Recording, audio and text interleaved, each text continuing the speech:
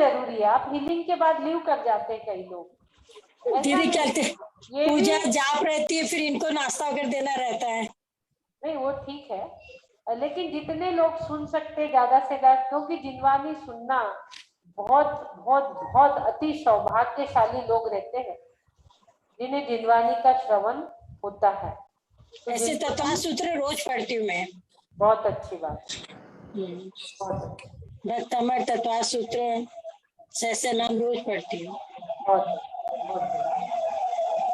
चलिए, 2 डिवाइस शुरू है किसी के, बंद कर दीजिए। 2 डिवाइस किसी का शुरू हो, बंद कर दीजिए। बोलिए द्वादशांग जिनवानी माता की जय जय जय। मंगलाचरण, दोनों हाथ बंधन मुद्रा में। मोक्ष मार्गस्य नेतारं भेत्तारं कर्म भूभुतां ज्ञातारं विश्वतत्त्वानां वन्दे तद्गुणलब्धये, वन्दे तद्गुणलब्धये।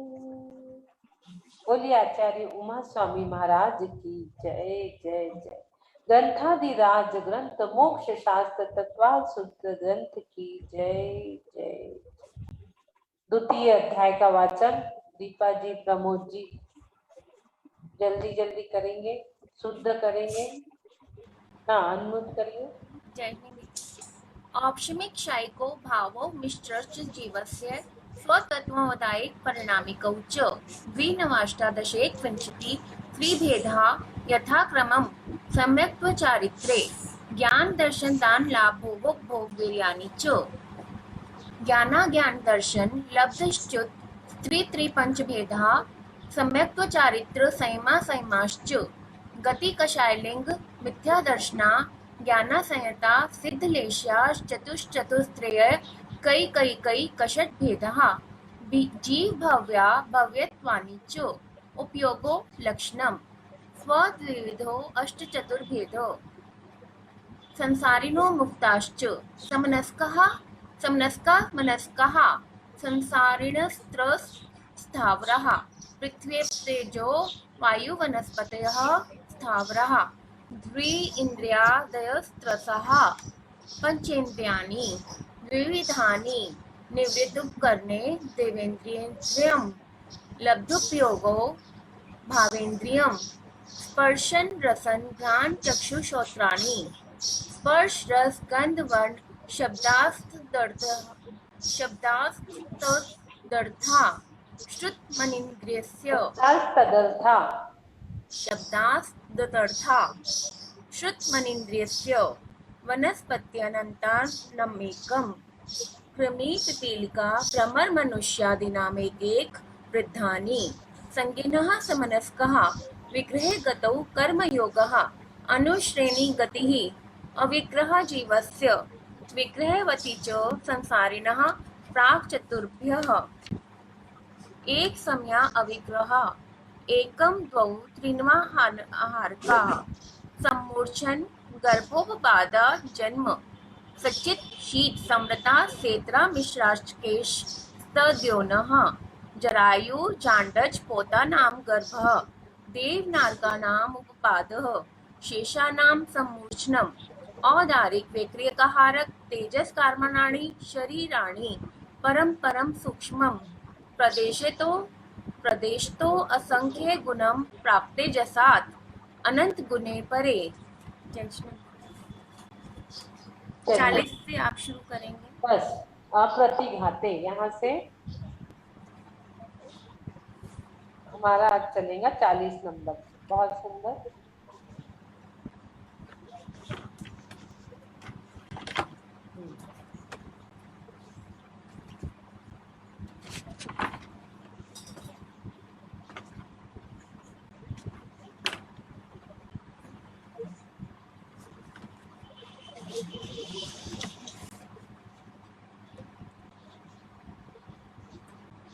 हाँ,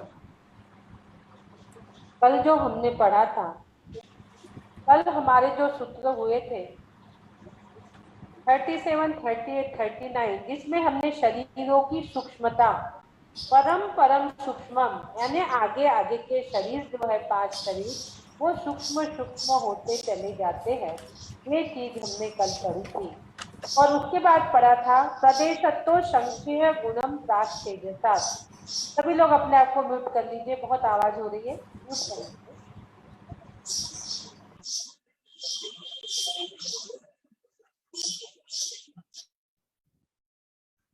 हाँ, यहाँ जो प्रदेशत्व संख्या प्रदेश शब्द जो आया है, प्रदेश संख्या से हमें क्या लेना था? परमाणु। प्रदेश यानी परमाणु। तो परमाणु की अपेक्षा से तेजस से पहले के जो 3 शरीर है वो असंख्यात गुने हैं, अर्थात औदारिक शरीर जितने परमाणु है उससे असंख्यात गुणे परमाणु वैज्ञानिक शरीर के हैं और उससे अधिक परमाणु आहारक शरीर के हैं। असंख्यात असंख्यात गुणे परमाणु आगे आगे के शरीर के हैं। ये हमने पढ़ा था। उसके बाद हमने पढ़ा था कि तेजस और कारमान दो जो शरीर है, अंत के दो तेजस और कारमान, आहारक शरीर तेजस में अनंत गुणे परमाणु होते हैं। हमने 3 यहाँ तक पढ़ा।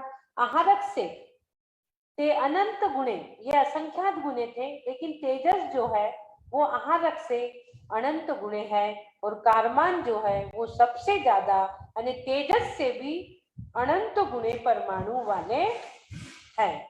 ये चीज हमने कल पढ़ी थी। और कितने शरीर एक साथ रह सकते हैं ये भी हमने पढ़ा था। एक साथ कम से कम 2, ज्यादा से ज्यादा 4, 5 नहीं। फिर एक सवाल हमारे बीच आया था कि औदरिक वैकरियक शरीर एक साथ कैसे? विष्णु कुमार मुनि, देवेन भाई है क्या? देवेन जी है तो हैंड रेज कर देंगे। हाँ, राकेश जी ने पूछा था शायद। तो जो विष्णु कुमार मुनि थे, हम लोगों का जो शरीर है कौन सा है? औदारिक है। लेकिन जब मुनियों पे विपदा आई तो उन्होंने वैकरियक रिद्धि, ये वैकरियक रिद्धि की बात है यहाँ, तो उन्होंने वैकरियक रिद्धि से अपने पैर को और हाथ को कितना लंबा कर लिया था। तो औदारिक के साथ वैकरियक कैसे, ये जो सवाल था उसका ये जवाब आज अच्छे से क्लियर से हम बता रहे हैं कि उनको औदारिक शरीर जो था उन्होंने अपना मुनि पद छोड़ा और 700 मुनियों के रक्षा हेतु, जो रक्षाबंधन की कहानी आती है, वैकरियक रिद्धि से 3 गज भूमि बलि राजा से मांगी थी और उन्होंने 3 गज में पूरा 3 पैर भूमि में 3 पद में पूरी भूमि माप ली थी। तो वैकरियक रिद्धि भी उन्हें आ गई थी। इस प्रकार से औदारिक, तेजस, कारमान, वैकरियक, ये 4 एक साथ रह सकते हैं, या तो औदारिक, आहारक, तेजस, कारमान, ये 4 रह सकते हैं। वैकरियक और आहारक एक साथ नहीं रहते हैं। तो 5 शरीर में से तेजस और कारमान तो रहते ही है और वो कहीं भी आवागमन करना है उनको तो किसी भी प्रकार की बाधा उनमें नहीं होती। ये जो सूत्र है वो आगे के सूत्र में हम देखेंगे। 40 नंबर का जो हमारा सूत्र आज आ रहा है उसको हम पढ़ लेते हैं। कल हमने देखा था कि आगे आगे के शरीर के प्रदेश असंख्यात गुने स्थूल होने चाहिए, फिर वे और सूक्ष्म कैसे? आगे आगे के शरीर के प्रदेश असंख्यात गुने होने पर भी उसका बंधन ठोस होने से वह सूक्ष्म है, जैसे रुई की ढेर और लोहों का पिंड का उदाहरण। और फिर हमने एक लड्डू का भी उदाहरण देके ये चीज आपको समझाई थी। जितनी महीन चीज रहेंगी उसके असंख्यात परमाणु उसमें रहेंगे, ज्यादा से ज्यादा मटेरियल उसमें रहेंगे। एक आपके पास बड़ा डब्बा है, एक डब्बा है, यदि उसमें आप कंकड़ पत्थर भरते या कंचे भरते हैं बड़े वाले तो वो 10-20 ही कंचे आएंगे एक डब्बे में, 20 आएंगे, 30 आएंगे, 50 आएंगे। लेकिन आप छोटे रजकन भरते हो रेती की, यदि उस डब्बे में रेती भरते हो तो वो रेत जो है वो असंख्यात परमाणु वो ज्यादा से ज्यादा उस डब्बे में आएंगे, तो वो ज्यादा हो गए। एक ही साइज का डब्बा है लेकिन वो परमाणु उसमें ज्यादा आ गए। इसी प्रकार से आगे आगे जो शरीर है उनके असंख्यात परमाणु कल हमने देखे थे, असंख्यात और अनंत गुणे परमाणु उनमें है, असंख्यात प्रदेश। तो जीव अनंत, पुद्गल अनंतानंत, धर्म अधर्म आकाश एक एक और काल द्रव्य असंख्यात प्रमाण। ये थोड़ा सा कल मुझे ऐसा बहुत दिन हो गए थे तो थोड़ा लग रहा था कुछ विस्मृत हो रही हूँ, लेकिन ये ऐसे ही है। जीव अनंत है, पुद्गल अनंतानंत है, धर्म अधर्म आकाश एक एक और काल कालानु असंख्यात। काल द्रव्य में एक एक प्रदेश स्थित है, वो एक दूसरे में मिक्स नहीं होता क्योंकि वहां पर अस्थिकाय होने से उस कंद रूप परिणमित होने की उसकी शक्ति वहां नहीं रहती है। तो एक एक प्रदेश वहां एक एक प्रदेश पे एक एक परमाणु स्थित होते हैं काल द्रव्य में। और आकाश अखंड है और वो एक है। और जीव जो जाता है, तेजस और कारमान जो जाता है, इसके लिए आगे की सूत्र लेते हैं तो उसमें हम आपको इसको क्लियर करेंगे। तेजस और कारमान शरीर की विशेषता, तेजस और कारमान शरीर की विशेषता हमने कल देखे थे। तेजस और कारमान शरीर की चर्चा चल रही है, अब इसकी और विशेषताएं आगे हम देख रहे हैं। उसके लिए जो साधक थे उनके मन में और क्वेश्चन आ गया कि भाई महाराज जी मुझे तेजस और कारमान शरीर की विशेषता के बारे में बताइए। तो उमा स्वामी जी ने और बहुत अच्छे एक छोटे से सूत्र में बड़ा सा अर्थ प्रकट कर दिया और अप्रतिघाते सूत्र बना दिया। अप्रतिघाते 40 नंबर का सूत्र। अप्रतिघाते यानी क्या? ये दोनों शरीर कौन से? तेजस और कारमान शरीर अप्रतिघाते अर्थात अप्रतिघात बाधा रहित है। तेजस और कारमान शरीर कैसे है? अप्रतिघाती। प्रतिघाती यानी क्या? उसमें अ लगा दिए, इसको संधि विग्रह करेंगे अ प्लस प्रतिघाती। प्रतिघाती यानी क्या? प्रतिघाती यानी रुकावट, किसी भी चीज को रोकना, बाधा। यदि हम अ लगा देते हैं अप्रतिघाती तो रुकावट नहीं, बाधा रहित। क्या हो गया इसका मतलब? बाधा रहित इसका मतलब हो गया, यानी उसमें कोई रुकावट नहीं है। तो तेजस और कारमान शरीर कैसे है? अप्रतिघाती है, बाधा रहित है, उन्हें चलने में कोई भी नहीं रोक सकता।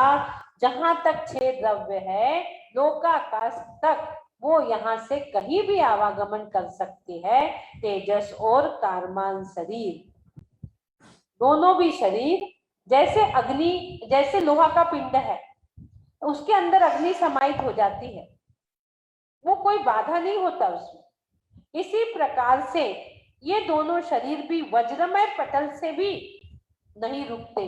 कहीं बहुत बड़ी पत्थर की चट्टान भी है तो भी वहां उनको बाधा नहीं पड़ती, ना वो किसी को बाधक बनते हैं आवागमन में। वह तो यहाँ सवाल ये उठता है, तेजस और कारमान शरीर सूक्ष्म है और वो बाधा रहित है, तो फिर वैकर्यक और आहारक शरीर भी तो सूक्ष्म है, तो वो किसी से रुकते नहीं है, फिर इनको अप्रतिघाती क्यों नहीं कहा? सिर्फ अप्रतिघाती 2 ही शरीर को क्यों कहा, तेजस और कारमान? आहारक को और वैकर्यक को क्यों नहीं कहा? थोड़े अपने मन में क्वेश्चन लाने की हैबिट बनाइए। जैसे राकेश जी पूछते हैं ना, क्वेश्चन पूछना बहुत अच्छी चीज है, क्वेश्चन आना चाहिए हमें पूछना, क्वेश्चन हमारे मन में आना चाहिए। 4 शरीर को हमने औदारिक का स्थूल बताया, उसके बाद चारों को सूक्ष्म बनाया। तो हमने कहा तेजस और कारमान शरीर सूक्ष्म है, वो किसी को बाधा नहीं करते और वो कहीं भी जा सकते हैं। तो भाई वैकर्यक और आहारक भी तो सूक्ष्म है, वो भी तो किसी से नहीं रुकते, फिर उनको अप्रतिघाती में क्यों नहीं लिया? आचार्य ने 2 ही क्यों लिए, तेजस और कारमान? तो उन्हीं को अप्रतिघाती कहा है जो समस्त लोक में कहीं भी नहीं रुकते।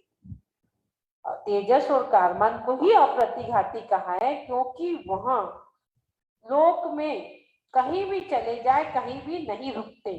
लेकिन वैकर्य और आहारक, ये जो दो शरीर है, ये कहाँ रहते और कैसे रुकते हैं, इनकी हम यहाँ चर्चा कर रहे हैं। तेजस और कार्बन तो कहीं भी जन्म लेने जाए मनुष्य, तो वो कोई रोकता नहीं है, ना वो रुकते हैं, ना किसी को कोई बाधा पहुंचाते हैं। लेकिन आहारक वैकर्य दोनों रुकावट वाले हैं।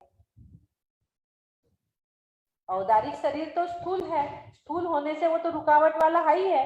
हमारा जो शरीर है ये तो स्थूल है, तो रुकावट वाला है ही है। हाँ, दूसरे को भी बाधा नहीं पहुंचाते। इसमें और आगे का सूत्र आ रहा है कि क्या और कोई भी विशेषता इसमें है क्या, इसमें और कोई भी विशेषता है क्या। इसके लिए आगे का सूत्र आया है अनादि संबंधे च। अनादि संबंधे च, ये सूत्र यहाँ पर आ रहा है। तेजस और कार्बन शरीर ढाई दीप के बाहर जाता है, पर वैकरिक शरीर और आहारक शरीर का क्वेश्चन हमारा चल रहा था।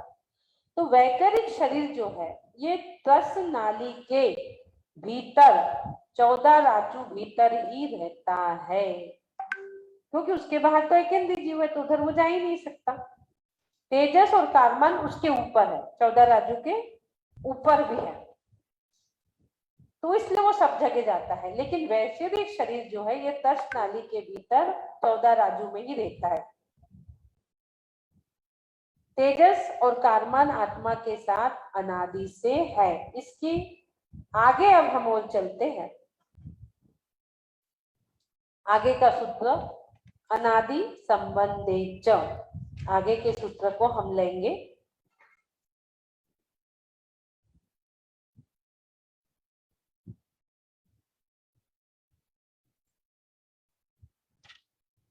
अनादि संबंधे च।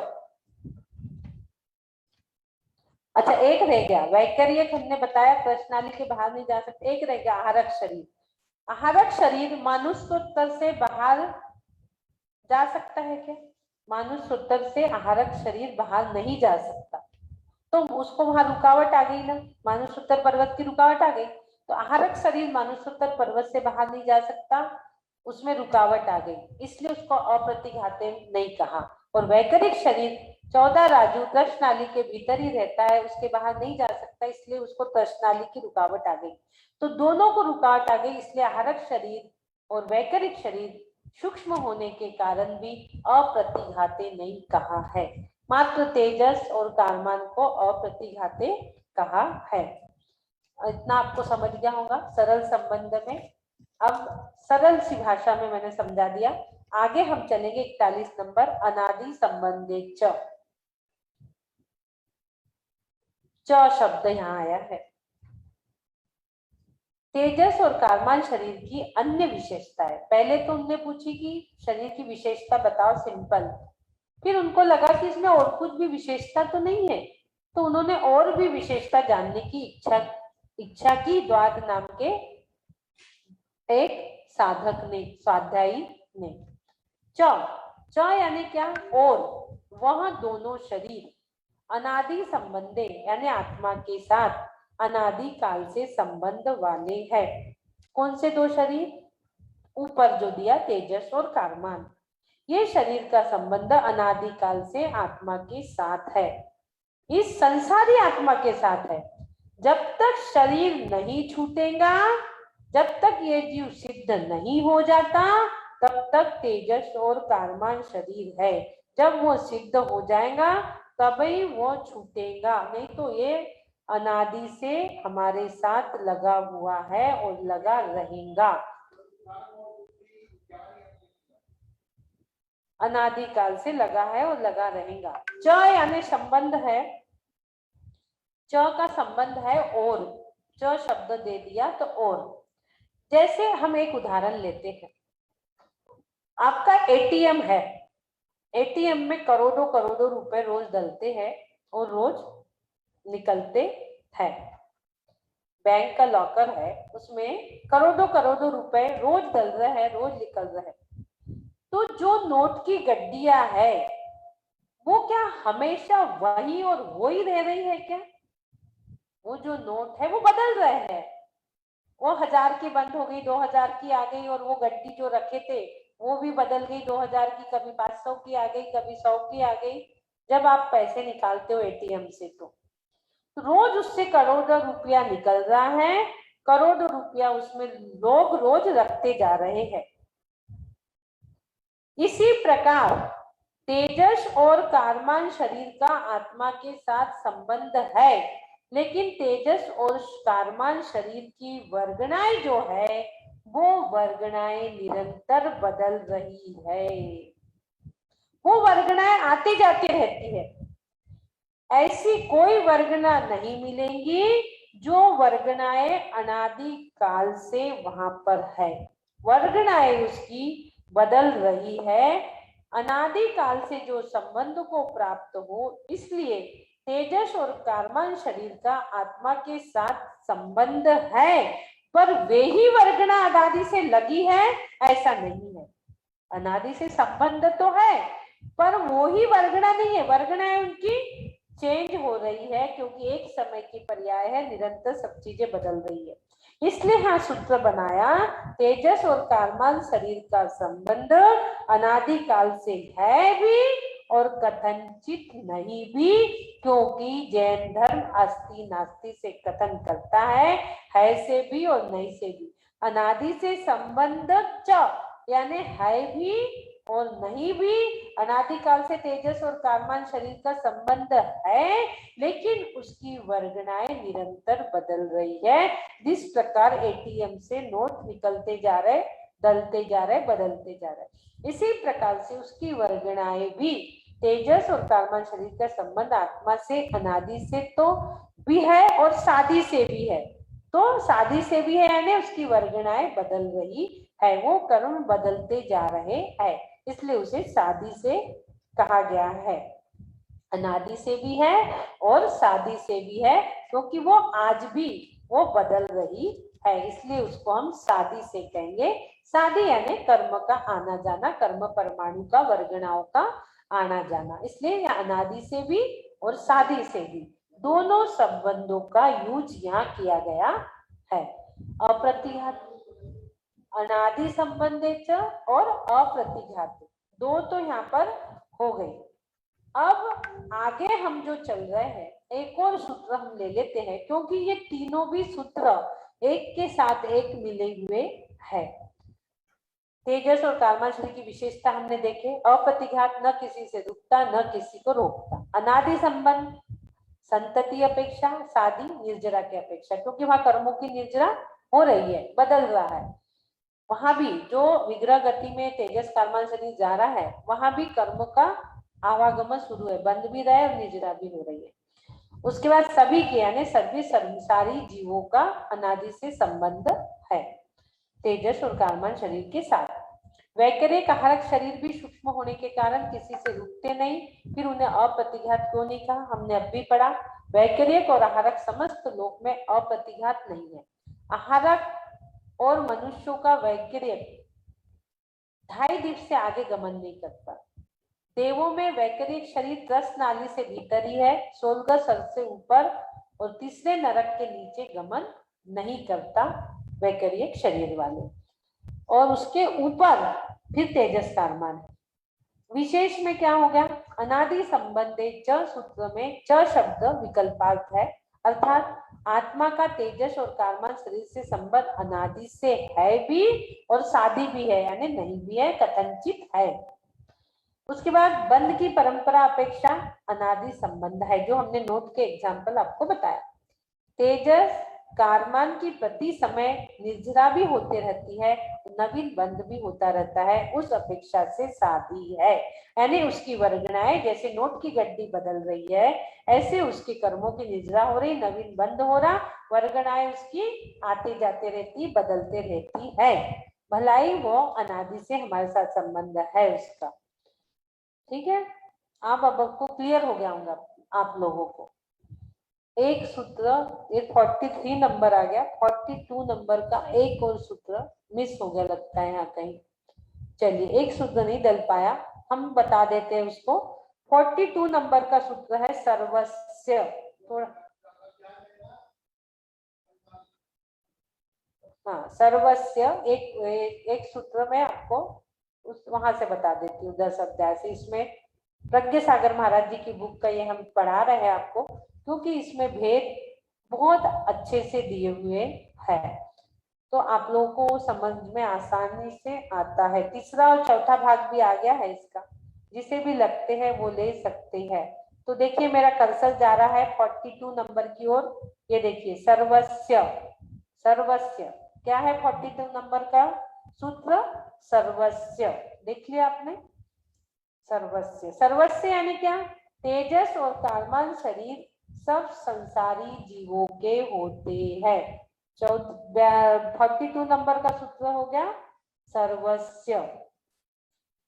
42 नंबर का सूत्र क्या हो गया? सर्वस्य। ये देखिए सर्वस्य का मतलब अभी हम यहाँ पढ़ रहे थे, ये तेजस कामान प्रति समय निर्जरा भी होती है, नवीन बंद भी होता रहता है, अपेक्षा से शादी है। एक इसका जो चार्ट था उसके हिसाब से, हाँ सर्वस्य यानी सर्व संसारी जीवों के होते हैं। तेजस और कामान शरीर सर्व संसारी जीवों के होते हैं। सर्व संसारी जीव, ये है 42 नंबर का सूत्र। सर्वस्य यानी सर्व संसारी जीवों के होते हैं। एक जीव के, अब आगे जो आएगा एक जीव के एक साथ हो सकने वाले शरीर, कितने शरीर एक जीव के, वो आगे आएगा, वो हम कल पढ़ेंगे। आज हमारा समय भी हो रहा है। तो हमने आज पढ़ा अप्रतिघात, अनादि संबंध और सर्वस्य, तीनों सूत्र इसमें है। 41, 42 और 43 जो 3 सूत्र है, वो तीनों भी सूत्र ये चार्ट में आपको दिख रहे हैं। पहला है अप्रतिघाते 40 नंबर, 41 नंबर है अनादि संबंधेच, और तीसरा है सर्वस्य यानी सभी के। तो तेजस और कालमान शरीर की विशेषता क्या हो गई? वो तो तेजस शरीर न किसी से रुकता, न किसी को रोकता, न किसी में रुकावट बनता, न किसी में बाधा डालता। अनादि से उसकी संबंध है, तो कर्म निर्जरा की अपेक्षा से वो सादी है, और अनादि से वो चला आ रहा है हमारे साथ, संतति यानी अनादि से वो तेजस और कालमान हमारे साथ है, अनादि से हमारे साथ है तेजस और कालमान। और वो कैसा है? सादी भी है, अनादि, अनादि से चला आ रहा है इसलिए संतति, और सादी यानी निर्जरा, उसकी क्या हो रहा है? वर्गणाएं बदल रही है, कर्म बन भी रहे हैं और दूसरे भी आ रहे हैं तेजस और कालमान के। तो निर्जरा की अपेक्षा से वो सादी, और हमेशा से चला आ रहा संतति से, इसलिए वो अनादि। उसके बाद सभी के, सर्वस्य, सर्वस्य यानी सर्व संसारी जीवों के, सभी के तेजस और कालमान शरीर है। इस प्रकार से आज हमने तेजस और कालमान शरीर की विशेषता जानी। केवली अवस्था तक तो तेजस और कालमान रहते हैं, जब तक केवल ज्ञान प्राप्त होता है। केवली अवस्था तक यानी 13वें गुणस्थान तक। 14वें गुणस्थान में जब हम शरीर रहित हो जाते हैं, अ आ इ रू इतना बोले और सिद्ध बन जाते हैं अरिहंत भगवान, जब पांचों भी शरीर वहां छूट जाते हैं, तेजस कालमान भी छूट जाते हैं, तो सिद्ध को छोड़कर सभी संसारी जीवों के साथ अनादिकाल से ये लगे हुए हैं। आगे का सूत्र हम कल ले लेंगे। आज आप लोगों को इतना समझ में आ गया होगा जितना आज हमने आपको पढ़ाया। बोलिए द्वादशांग जिनवानी माता की जय। सभी के पांचों प्रकार के शरीर छूटे और सभी लोग सिद्ध अवस्था को प्राप्त हुए। जो भी इतने भक्तांबर तत्वा सूत्र सुन रहे हैं, पढ़ रहे हैं, सभी लोग सिद्ध अवस्था को प्राप्त करें। सभी भव्य है, 3 भाव, ज्यादा से ज्यादा 7-8 भाव में मोक्ष की प्राप्ति करें। इसी भावों के साथ बोलिए द्वादशांग जिनवानी माता की जय जय जय। जावानी के ज्ञान से सूझे लोकालो, सोवाणी मस्तक नमो सदा देत हूँ धो। हे जिनवानी भारती तो है जपू दिन रे, जो तेरो शरणा गए तो पावे सुख चैन। देव भजो अरिहंत को गुरु सेवा निर्गन। दया धर्म पालो सदा यही मोक्ष का पन। दया धर्म पालो सदा यही मोक्ष का पन। बोले द्वादशांग जिनवानी माता की जय। और अब हम प्रतिक्रमण कर लेंगे। हे अरिहंत प्रभु, हे आदि प्रभु, हे युग सृष्टा, हे विश्व बनाते, हे शिव शंकर, मुझसे क्रोध मान माया लोक द्वारा, मन वचन काया द्वारा, संभ्रम समारंभ आरंभ द्वारा, कृतकारी तनुमोदना द्वारा, सच्चे देव गुरु शास्त्र की अभिनय हुई हो, अश्रद्धान हुआ हो, अवेन न हुई हो, मुझे क्षमा करे प्रभु, मुझे क्षमा करे। तथा एकेंद्री से लेके पंचेंद्री तक किसी भी जीव की मेरे द्वारा हानि हुई हो, घात हुआ हो, मेरे आवागमन में गाड़ी आदि के तले उनके चिथड़े चिथड़े हुए हो, मुझे क्षमा करे प्रभु, मुझे क्षमा करे। तथा हे कोरोना रूपी एकेंद्री जीव, आप जहां से आए हैं वहां चले जाइए। जाने अनजाने में अज्ञानवश हमने आपको बहुत दुख पहुंचाया है, इसलिए आप हमें क्षमा करें और सिमंदर भगवान की वाणी सुन मोक्ष की प्राप्ति करें। हे प्रभु, आज का नया दिवस आपने नए स्वाध्याय अनुष्ठान के साथ हमें दिया, इसलिए हम आपके कोटि कोटि आभार, कोटि कोटि आभार, कोटि कोटि वंदन, कोटि कोटि वंदन, कोटि कोटि नमन, कोटि कोटि नमन करते हैं। तथा हे प्रभु, हम भावना भाते हैं जब भी हम अपना देह विसर्जन करें, इस दुनिया से जाए तो लेट के नहीं बैठ के जाए, लेट के नहीं बैठ के जाए, घर से नहीं मंदिर से जाए, घर से नहीं मंदिर से जाए। और हम अपने शरीर को क्या बनाए, शरीर को संयम रूपी मंदिर बनाकर उस पे संलेखना रूपी कलश धारण करके ही जाए। हे प्रभु, इसी भावों के साथ मैं स्वस्थ हूँ, मैं स्वस्थ हो रहा हूँ, मैं स्वस्थ हो चुका हूँ। स्वस्थो हम सुरक्षितो हम। ओम नमः आरोग्यो हम परम स्वास्थ्य स्वरूपो। सिद्धो हम कर्मातीतो, सिद्धो हम कर्मातीतो, सिद्ध स्वरूपो हम। ओम नमः सिद्धेभ्यः, ओम नमः सिद्धेभ्यः, ओम नमः सिद्धेभ्यः। ओम सुखम, ओम शांति, ओम शांति। सबको जय जिने सबसे क्षमा, उत्तम क्षमा। बोलिए देवादिदेव आदिनाथ भगवान की जय। द्वादशांग जिनवानी माता की जय जय जय।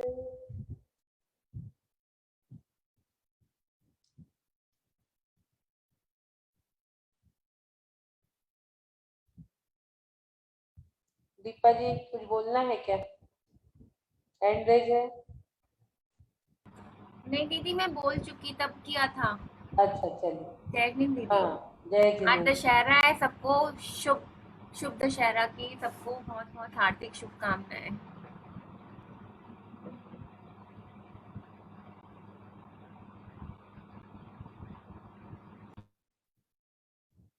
किसी को कुछ बोलना है और? चलिए हम एंड कर दे। रेखा जी का हैंड रेज है, थोड़ा सा ले ले रेखा जी को। चलिए। जय जिनेन्द्र दीदी। जय जिने। जय जिनेन्द्र। बहुत अच्छा वाचन चल रहा है दीदी इसका तत्वार्थ सूत्र का। आपने एक दिन बताया कि शरीर, हम तो यही सोचते थे दीदी कि शरीर चला जाता, शरीर तो खत्म हो जाता है और शरीर मर जाता है, लेकिन आपने नए बताया कि शरीर भी खत्म नहीं होता, आत्मा भी अजर अमर है, लेकिन शरीर भी पुद्गल है, पतगल की भी वो रहता है, वो भी खत्म नहीं होता।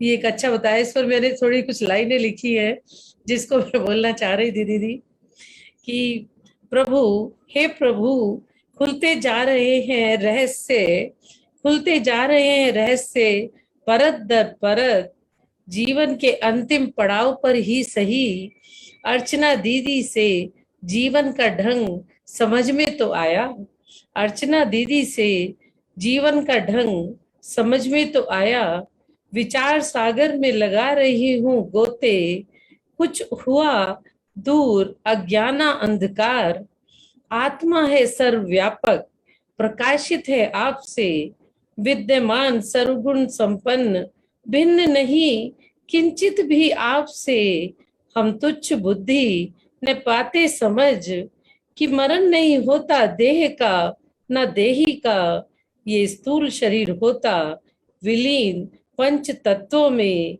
सूक्ष्म शरीर का होता केवल स्थानांतरण, केवल स्थानांतरण, सूक्ष्म शरीर करता गमन नूतन परिधान रूपी शरीर की खोज पर, तो हम गए ही कहाँ, तो हम गए ही कहाँ, हम तो हैं वहीं की वहीं, तीन मोड़े बाद या तीन मोड़े रहित या तीन मोड़े बाद, बस बदलेगा तो कलेवर, केवल कलेवर, सूक्ष्म शरीर वही, मन बुद्धि संस्कार वही के वही, वही के वही, बस बदलेगी केवल पहचान, बस बदलेगी केवल पहचान, तो मृत्यु से भय कैसा, तो मृत्यु से भय कैसा, हम तो होंगे वही के वही, हम तो होंगे वही के वही, केवल वही, केवल वही।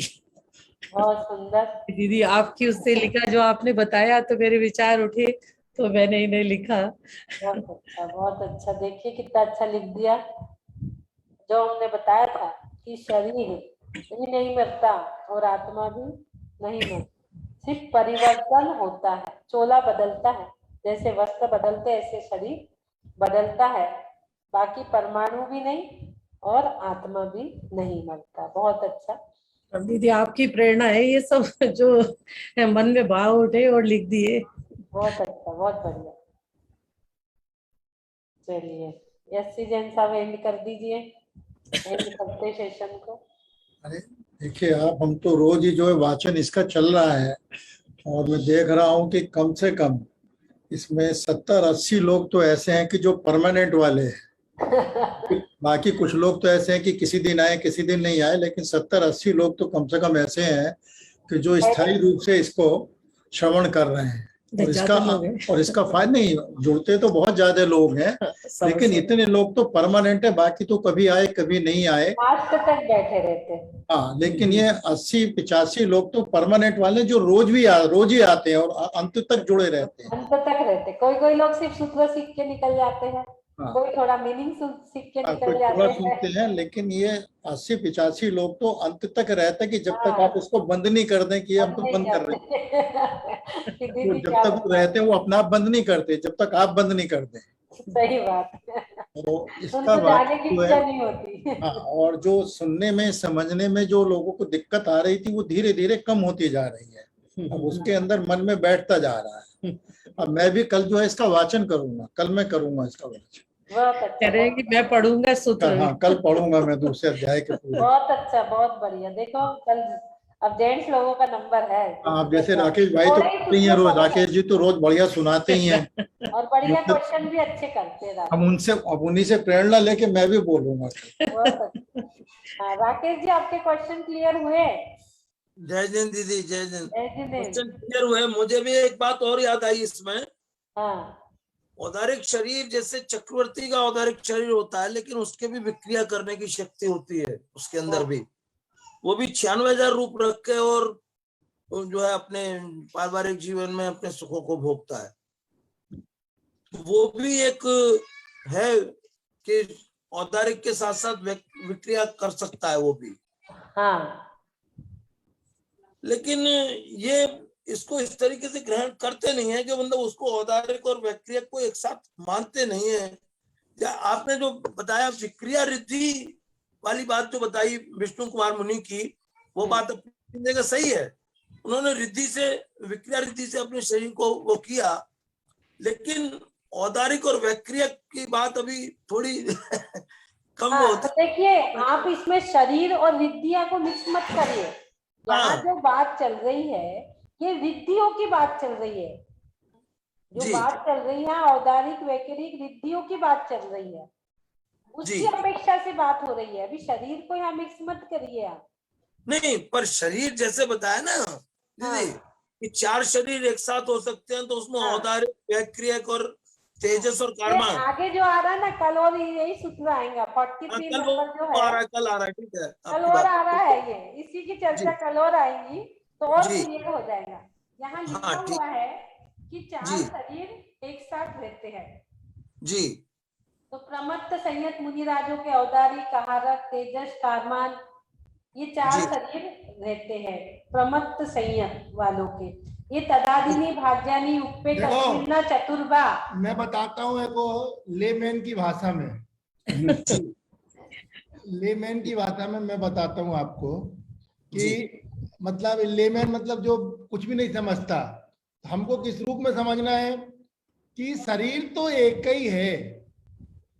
शरीर तो ये अपना जो शरीर है वही है। मेरे समझ में जो आया अभी तक, शरीर तो एक ही है, उसके भाग किए गए, उसको डिवाइड किया गया। तो डिवाइड करके उसको एक दिए गए औदारिक शरीर जो हमको दिख रहा है। जी। एक है तेजस शरीर। तेजस शरीर वो जो उसका वो पार्ट है कि जो अपने को पाचन क्रिया में और अपने शरीर के तेज को बढ़ाने में सहायक होता है, वो होगा तेजस। कार्मण शरीर, कार्मण शरीर मतलब जिससे कर्म बनते हैं, कर्मों का बंधना और छूटना, जो अपन कार्य करते हैं और वो अपने कर्म उसके साथ बन जाते हैं। तो और तेजस शरीर में ज्ञान का भी समावेश रहता है तेजस में, और कार्मण में कर्म का, और औदारिक जो है वो अपना दिख रहा है ना।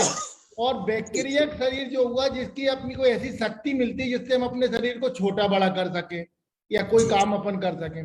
तो अब जो तेजस और कार्मण शरीर हैं वो आत्मा से क्यों चिपके हैं? क्योंकि आज शरीर की डेथ, आदमी की डेथ होने के बाद तेजस माने बुद्धि, ज्ञान और उसका तेज वो उसके साथ ही जाता है।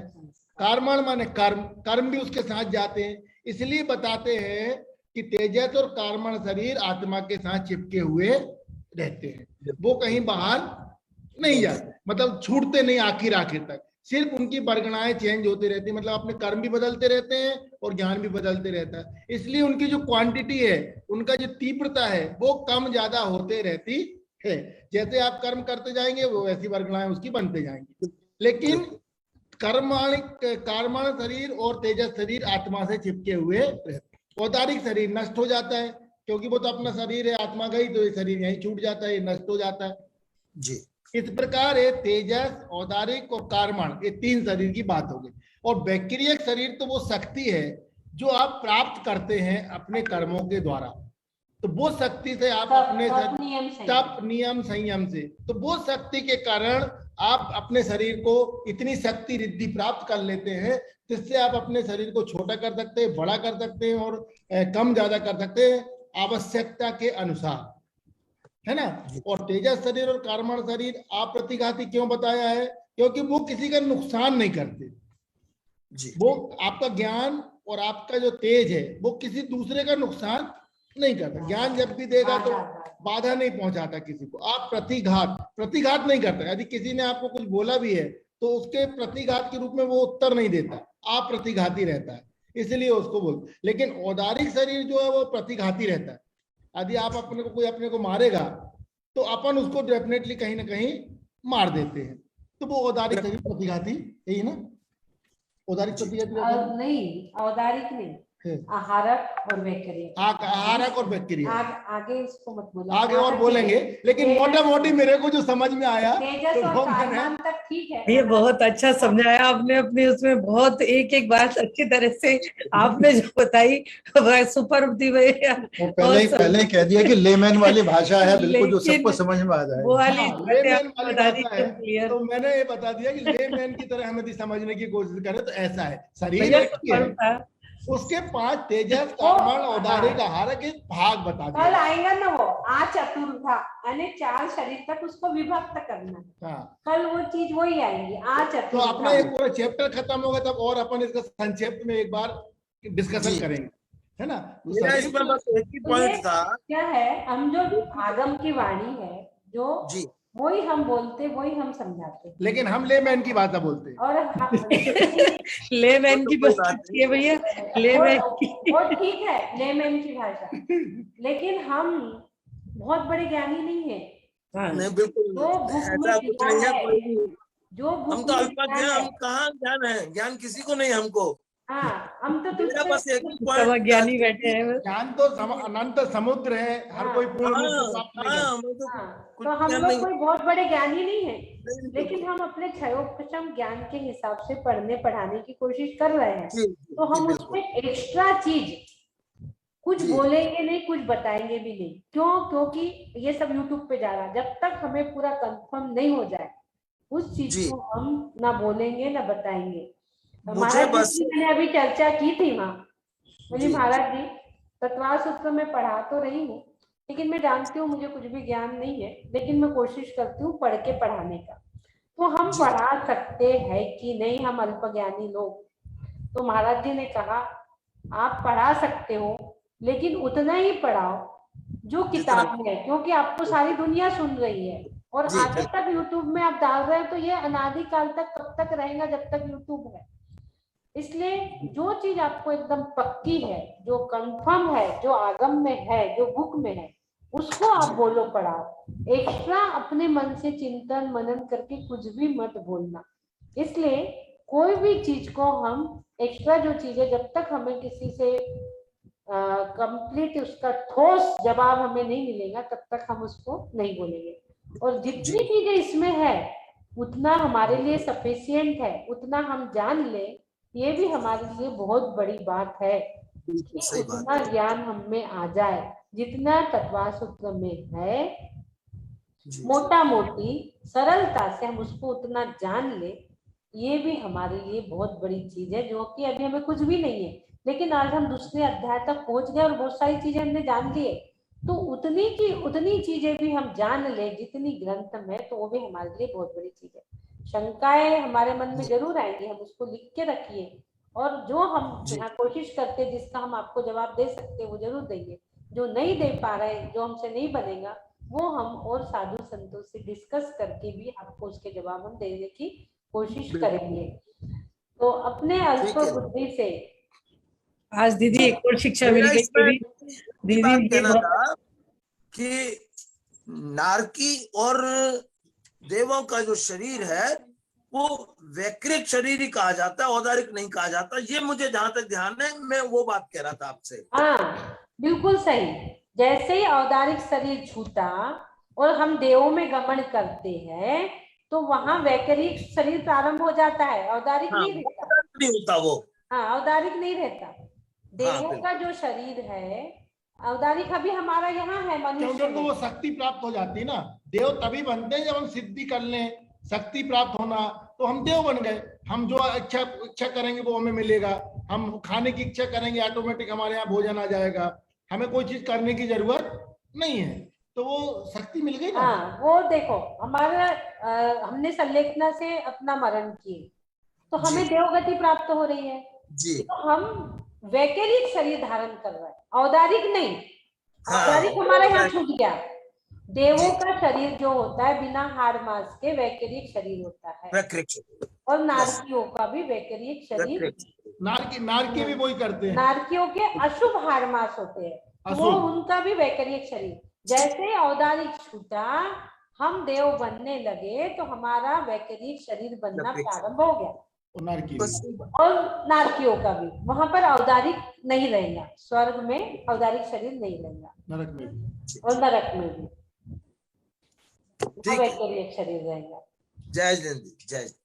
तो ये एक और ज्ञान दीदी मिला आज, एक ज्ञान और मिला कि जब तक हमें ठोस चीज पता ना हो तब तक हमें बोलना नहीं चाहिए, हम चुप रहे। ये भी एक चीज है। देखो भगवान को केवल ज्ञान होता है, लेकिन जब तक जब दीक्षा लेते हैं भगवान, जब 24 तीर्थंकरों का वर्णन चल रहा था, हमने बताए थे, हाँ जब दीक्षा लेते हैं भगवान तो केवल ज्ञान होते तक चुप रहते हैं। जी क्यों रहते हैं? क्योंकि उनकी प्रमाण वाणी होने वाली है, वो द्वादशांग वाणी है। तो जब उनको पूर्ण ज्ञान होता है, केवल ज्ञान, तभी उनकी वाणी खिलती है, उसके पहले नहीं खिलती। वो उसके पहले मौन रहते हैं दीक्षा लेने तक, दीक्षा लेने से केवल ज्ञान की प्राप्ति होने तक। वो काल भी हमने बताया सब 24 तीर्थंकरों का आपको। किसी का 6 महीने का काल है, किसी का 11 दिन का है, किसी का 2 महीने का है, किसी का 3 महीने का काल है 24 तीर्थंकरों का। जब वो दीक्षा ले लेते हैं तो केवल ज्ञान प्राप्त होने तक मौन अवस्था में रहते हैं। जब केवल ज्ञान प्राप्त होते हैं और अंदर वहां रहते हैं, तब उनकी वाणी खिलती है। जी। ये जो आपने दीदी जैसे तीर्थंकर है हमारे, तो उनका भी पहले तो औदारिक शरीर ही था। उनका ठीक है तो जन्म होता है, तो हम जी, जी। जैसे ही तो रहते, कोई अलग से भगवान बन के थोड़ी जन्म लेते। जी जी जी। वो तो हम जैसे ही है, लेकिन हाँ, उन्होंने क्या जी। करा, अपने तप के माध्यम से अपने शरीर को उन्होंने क्या किया, तपसा निर्जरा। उन्होंने अपने कर्मों की निर्जरा की, तप किया, और वो बाद में भगवान बने। जी है तो पर वो उनके हम में भी वही शक्ति है जो तीर्थंकर में है। हम भी भगवान बन सकते अपने कर्मों की निर्जरा करके, हम चाहे तो। वो है तो हम जैसे, कोई अलग से नहीं आए भगवान बन के कि वैसी जैसी मूर्ति हम मंदिर में देख रहे हैं वैसे जन्म ले लिए, वैसी मूर्ति वहां स्थापित हो गई। नहीं, वो हम जैसे ही तो थे ना। धीरे धीरे उनने तप किया। फिर कोई ऐसा सीन दिखा उनको, कहीं शादी ब्याह हो रही तो संसार असार लगा, वैराग्य हुआ। जैसे ऋषभनाथ को नीलांजना का नृत्य देखते देखते क्या हुआ था, वैराग्य उत्पन्न हो गया था। जी तो वे हमारे ही जैसे थे, हमारे जैसे थे, और उनने कुछ प्रसंग देखा, वैराग्य उत्पन्न हुआ, दीक्षा धारण की, केवल ज्ञान की प्राप्ति हुई, तीर्थंकर बन गए। आपने इसमें दो लाइनें बहुत अच्छी बताई हुई हैं दीदी आपने पहले, कि जो तीर्थंकर का भूतकाल था वो हमारा वर्तमान काल है, और जो उनका वर्तमान काल है वो हमारा भविष्य काल हो सकता है यदि हम नियम संयम ले। ये आपने 2 लाइन बहुत अच्छी बताई। हाँ, हमने बताई थी, उसका बहुत अच्छा दोहा भी है जी। बहुत अच्छी लाइन है, भूल जाते हैं बार बार। नहीं बहुत अच्छी लाइन है, वो मेरे मन में अंदर रहती है।